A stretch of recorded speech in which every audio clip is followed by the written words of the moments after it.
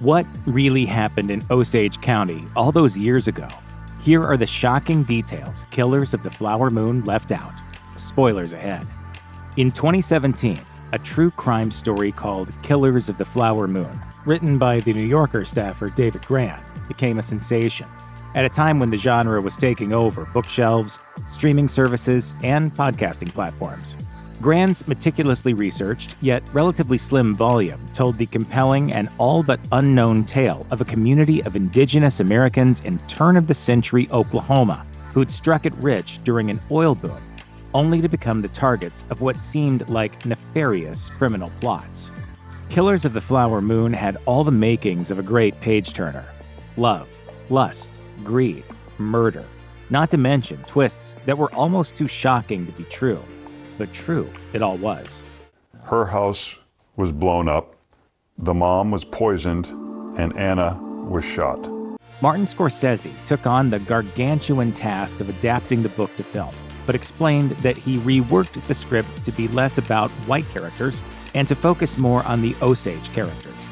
The film still manages to get most of the important details right, but the change in framing and the time constraints, even at 3 hours and 26 minutes, have necessarily led to some inaccuracies and omissions. Martin Scorsese's film adaptation of Killers of the Flower Moon kicks off when the Osage discover an oil deposit on their reservation, just as Ernest Burkhart arrives on a train to try his luck in the black gold-rich indigenous American territory. From the moment DiCaprio's face comes into view, the audience experiences the rest of the movie through Ernest's eyes, which is a major departure from the book. How the Osage got to Oklahoma in the first place, as well as how they ended up in possession of their land, and more importantly, their mineral rights, is glossed over. All of the action takes place at the height of the so-called Reign of Terror. It's mentioned in dialogue that the Osage were driven from their ancestral home, but with few other details. David Grant outlines in the book version of Killers of the Flower Moon how President Thomas Jefferson, after having acquired the Louisiana Purchase from the French, promised peace with the Osage who lived there. It wasn't to be. In the years that followed, Jefferson threatened the Osage into signing a treaty, lest they become enemies of the state, that would eventually rob them of roughly 100 million acres of their native land and push them west.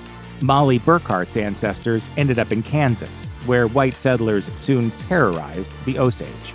The tribe decided the best way forward was to purchase land that white men wouldn't want. They bought the hilly, rocky terrain that would eventually make them unimaginably wealthy for 70 cents an acre, because it wasn't hospitable to Western-style development. Whose land is this? My land.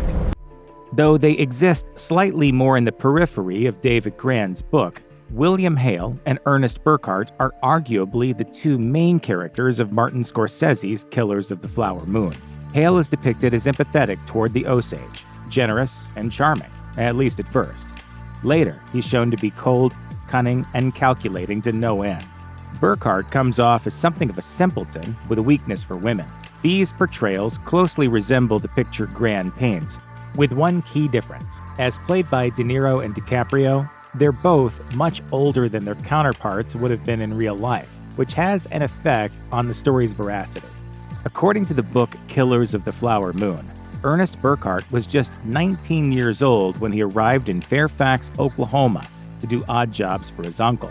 He's meant to be about 28 during the time most of the movie's action takes place, and Grant's book suggests that his youth and handsome face were part of what attracted Mollie to Ernest. DiCaprio certainly has a movie star's good looks, but at 48 years old when the film was released, he was more than double the character's real age at the film's start. Similarly, William Hale was between 40 and 51 years old when he was wielding influence over nearly everyone in and around Fairfax. With his history of playing villains and anti-heroes, De Niro is as intimidating as Hale would have been, but at 80, he's also 3 decades more elderly. In the film, William Hale ingratiates himself with the Osage by respecting and sometimes even participating in their cultural traditions. Of Mollie's father, he says that he always made it a point to call him by his Osage name. Characters in the movie also discuss how the Osage don't really belong until they are given their indigenous American name. and once it's been bestowed upon them, it can never be taken away. That's a nice sentiment, but as Mollie and her sisters, as well as her mother, are all referred to by their anglicized names throughout the movie, it didn't hold true. David Grann's book, Killers of the Flower Moon, provides readers with the girls' real names, as well as the story of how they lost them to time, even during their own lives. But first, Nika Issei lost his name, sitting outside a trading post. As the settlers and prospectors got to know him while he was selling furs, they gradually began to call him Jimmy. Before long, his 4 daughters would be given white names too. Once, America had dealt with indigenous inhabitants by containing them on reservations, but the mood had shifted, and during Mollie's childhood, assimilation was preferable. That meant girls were made to learn English, attend church, and practice the skills of the American housewife. Mollie was just 7 when the government sent her to a boarding school for this purpose. The film adaptation of Killers of the Flower Moon does a good job of illustrating how the Osage dealt with prejudice and horrific unfairness pertaining to their access to their vast wealth. It's true that the tribe made tens of millions of dollars off of their mineral rights, and it's true that they were subjected to a kind of bureaucratic oppression by way of a system that installed white conservators to oversee their fortunes. At dinners held by Mollie and Ernest, in local places of business, and on the streets, white characters complain about the Osage's comfortable standard of living and their lack of a need to work. This wealth should come to us. Montages and photographs at the film's beginning show Osage women dressed up in French finery with flapper haircuts. That would have been what visitors to Fairfax would have seen for themselves in the early 20th century. But bigoted rumors of the Osage's lavish spending habits went beyond car and home ownership, and Martin Scorsese makes allusions to these prejudiced beliefs without fully explaining that they didn't hold water. In the book Killers of the Flower Moon, David Grann tells how journalists would write sensational stories about wasteful Osage, who would throw pianos out on their lawns or buy new cars every time one got a flat tire or ran out of gas. In the film version of Killers of the Flower Moon, a car salesman does tell an Osage woman to come back for a new model if she gets a flat tire or runs out of gas. The reality was, the Osage's spending habits were no different than those of wealthy white Americans. The murder of Mollie's sister, Anna, is, along with the murders of Bill and Retta Smith and Henry Roan, one of the cases that makes up the central narrative of both the book and the film version of Killers of the Flower Moon. In the film version, however, Anna's death is never much of a mystery. It's heavily implied in a coded conversation between Ernest and his brother Byron that Hale wants Anna taken care of, and that the evening of Mollie and Ernest's dinner party is the night to do it. Only the details, that Byron was the accomplice and Kelsey Morrison fired the gun, are left unresolved until the end. In real life, there were multiple plausible suspects. According to the book, Killers of the Flower Moon, Anna had been married to a man named Oda Brown, an unsavory character whom she'd written out of her will. As Anna had a reputation for drinking and carousing, Oda would have had plenty of reasons to want her dead. Early in the investigation, a man confessed that Oda Brown had paid him $8,000 to kill Anna. A private investigator also followed a lead that claimed a jealous woman named Rose Osage had done in Anna after the latter had gone after her boyfriend. As it turned out, some of the very people who were supposed to be solving Anna's murder were actually obstructing the investigation. At the very beginning of the film, an Osage chief announces that he's symbolically burying the tribe's ceremonial pipe as a way of mourning the dying out of their people's traditional ways during the time of coercive assimilation. This may well have happened. The Osage did use such pipes in rites and rituals. No ceremony quite like this takes place in David Grann's accounting, however. What Grann does illustrate is the burial customs of the Osage as members of the tribe are systematically murdered and laid to rest. We're making a film about an historical event that is central to the Osage history. Again, Martin Scorsese alludes to these customs, but doesn't explain them or show them in their entirety. In the film, because the deceased Anna's face isn't intact, Mollie wakes up in the middle of a nightmare, worried that the Osage god won't recognize her older sister and welcome her into the afterlife. In the print version of Killers of the Flower Moon, Mollie is upset at her funeral that Anna's face cannot be painted to signal that her spirit is to join with those of her ancestors. Also during the film, during Lizzie's and baby Anna's funerals, apples are placed on top of the casket. When Lizzie passes, the audience watches as she's reunited with her ancestors in what's implied to be a spirit realm. The book is more explicit about these references. The Osage would pack the casket with food meant to last the 3 days it took the person inside to reach the happy hunting ground, or the Osage's concept of heaven. There is a great deal of overlap between how Anna Brown's life and death are represented in David Grann's book and in Martin Scorsese's movie. Both characterize the eldest of Lizzie Q's 4 daughters as a woman who finds trouble easily. She really did carry a pistol in her purse when she went out, according to the book Killers of the Flower Moon. And she went out a lot. So much so that Mollie was able to reassure herself for the 5 to 7 days that her sister was missing that she probably had just skipped town to have an impromptu adventure. And, as happens in the movie, Anna really did cause a scene at Mollie's house the night she went missing. She did tell Byron she'd kill him if she caught him with another woman, and she confessed to a driver that she was pregnant. But Scorsese's movie leaves open a question that Grann answers in his book. Grann points out that some in Anna's inner circle knew she was pregnant. In the film, the news of Anna's pregnancy comes as a surprise to all. William Hale asks Byron if anyone had been gossiping about Anna's unborn child, implying that it could have been Byron's or even Hale's. This insinuates that both men had affairs with Anna, but the line of dialogue is not definitive. According to the book, several witnesses claimed that Hale had carried on a relationship with Anna and was the father of her baby. Midway through the film version of Killers of the Flower Moon, William Hale becomes increasingly displeased with the behavior of his nephew. Ernest has been making mistakes. His scheme to have Blackie Thompson steal his car for the insurance money backfired spectacularly. A potential henchman wound up in prison, and the whole ordeal had the effect of putting unwanted attention on Hale and Ernest, making them vulnerable to snitches should Blackie ever turn, which is exactly what happens. Ernest also fails to prevent his wife from lobbying for more intervention from private investigators and law enforcement regarding the murders.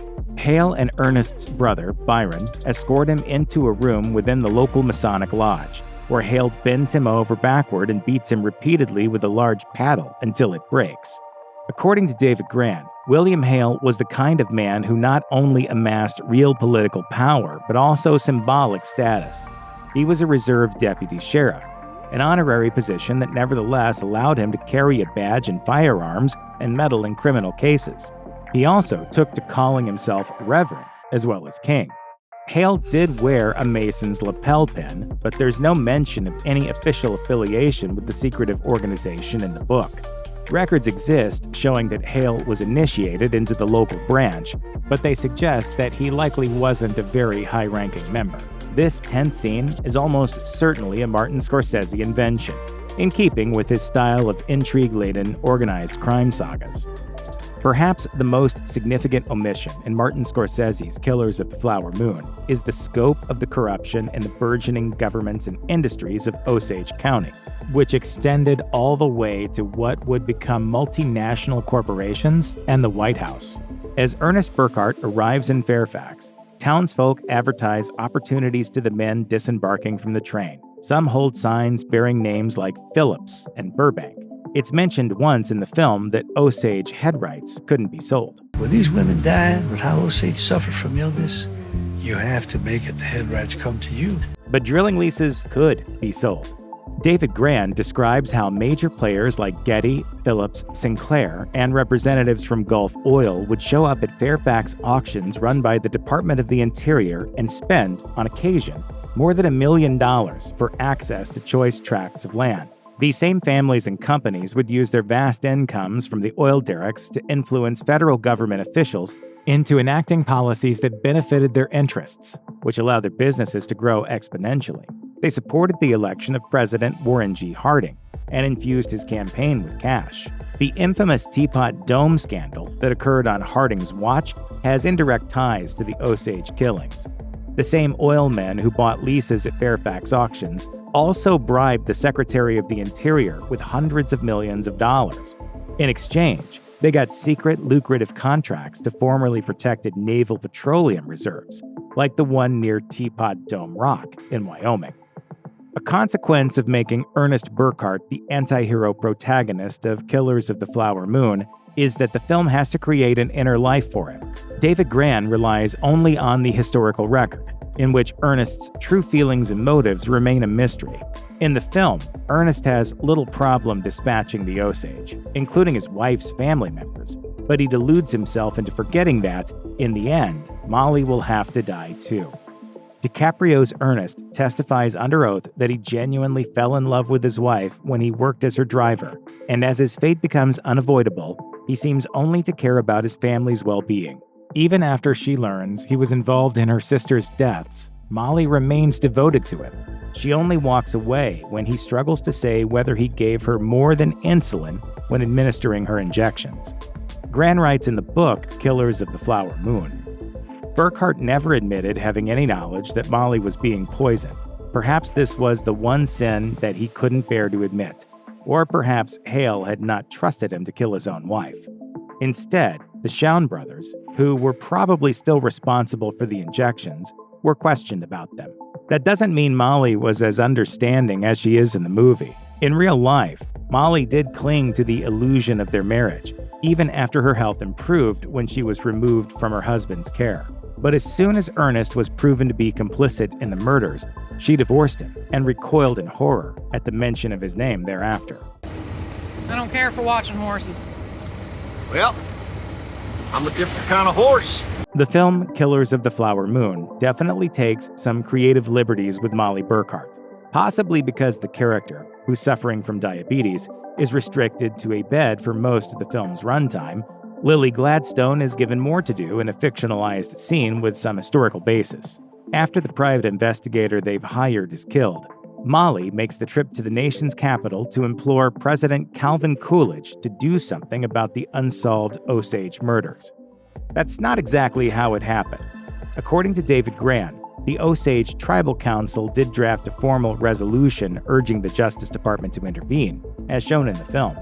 But Gran's book acknowledges that Mollie, who had become paranoid, and reasonably so, disappears from the historical record until 1925. As far as anyone knows, she didn't travel to Washington, D.C.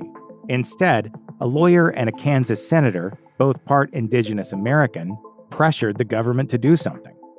Calvin Coolidge did meet and pose for pictures with Osage representatives, but Mollie doesn't appear to have been one of them. At one point in the film, Mollie's family hires a private investigator. She's introduced to one William J. Burns, who colorfully rattles off his address as being just about every big city on the planet. Burns takes the case, but is promptly silenced by Ernest and Byron Burkhart. Later, at dinner, Hale convinces Mollie that the PI has simply skipped town with her money since she made the mistake of paying him first. He and Ernest know full well what really became of the gumshoe. Burns was a real private investigator, and the book Killers of the Flower Moon provides much more information about him. He really did introduce himself with that overlong slogan. Burns was a pioneer in the field of private investigation who excelled at self-promotion and even wrote detective stories about his exploits. But Burns himself didn't work for Mollie, and he didn't die at the hands of the Burkhart brothers. The Osage hired not one but several private investigators to pursue leads. They operated anonymously, using numbers as code names, and many worked under Burns as employees of his detective agency. However, it was later revealed that Scott Mathis, the owner of the Big Hill Trading Company, which was the town's retail center, had served as a middleman. Mathis was loyal to William Hale, which meant at least some of the detectives hired to solve the case were actually being paid to provide cover for the criminal conspirators. In rewriting the film Killers of the Flower Moon to focus more on Ernest and Mollie Burkhart, Martin Scorsese and co-writer Eric Roth drastically reduced the role of Tom White, who was originally supposed to be the lead played by Leonardo DiCaprio. White is the protagonist of the second half of David Gran's book, which reads in part like a character study of this real-life Texas Ranger turned federal agent.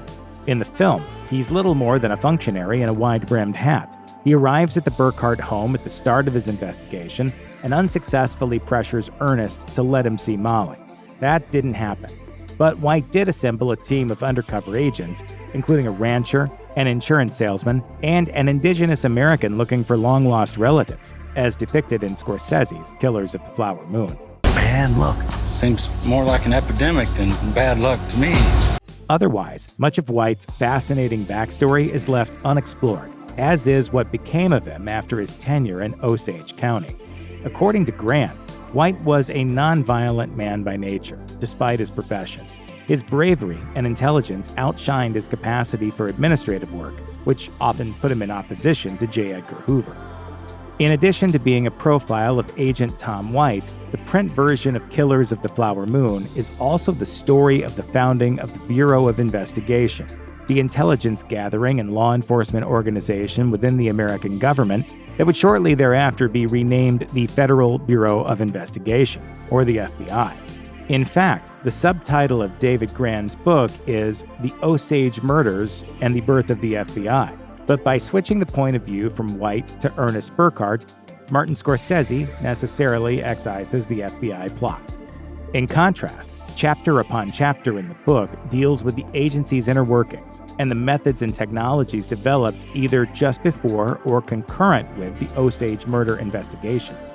J. Edgar Hoover's name is mentioned just once in the film, even though he's a looming presence in Grann's reporting and, of course, in history. Rather than lone rangers with guns drawn, Hoover's ideal crime fighters were multi-skilled and highly capable cogs in a machine. They were taught to identify suspects with the use of mugshots and fingerprinting, and they were expected to be able to remain undercover for long periods of time. The film includes characters like John Wren working undercover, as well as scenes in which suspects like John Ramsey buckle under pressure, but it doesn't attempt to tell the FBI's origin story.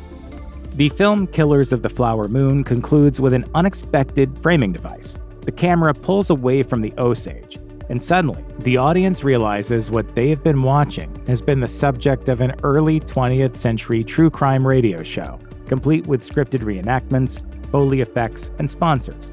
Martin Scorsese himself appears to read what amounts to a postscript. The somber reality is that the public quickly lost interest in the story of the Osage murders.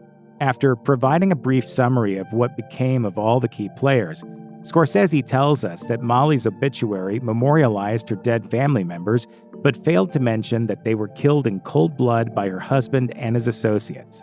As David Grann describes in his book, told from his perspective, the awful true story of the Reign of Terror really was turned into a radio program, paid for by Lucky Strike cigarettes. However, the show was produced at the behest of J. Edgar Hoover and the FBI to valorize the agency's achievements, rather than lamenting the injustice Mollie's family faced, even in death. While the film Killers of the Flower Moon ends on a down note, it's nothing like the sinking feeling the reader gets when David Grann widens the lens on his version of events. Throughout Martin Scorsese's movie, short scenes, sometimes only a single shot, depict various Osage victims and the manner in which they were murdered, such as an Osage woman being gunned down at close range outside her home, and the murder staged to look like a suicide. The movie uses the figure that's generally attributed to the Reign of Terror. When all was said and done, approximately 24 Osage lost their lives due to Hale's malevolence. But the book, Killers of the Flower Moon, ends with this sentence: "There was another layer to the case, a deeper, darker, even more terrifying conspiracy, which the Bureau had never exposed." Grann claims that William Hale was only one of many killers picking off Osage for their head rights and fortunes. While the Reign of Terror is said to have lasted from 1921 to 1926, Grann uncovered suspicious deaths that dated from 1918 to 1931. Records show that many Osage women died under the guardianship of the supposedly upstanding white men who controlled their estates, and for the most part, their deaths were never investigated. Hundreds of Osage may have been the victims of the hate and greed that fueled the killings, which were carried out not by one family of conspirators, but by an entire town's worth.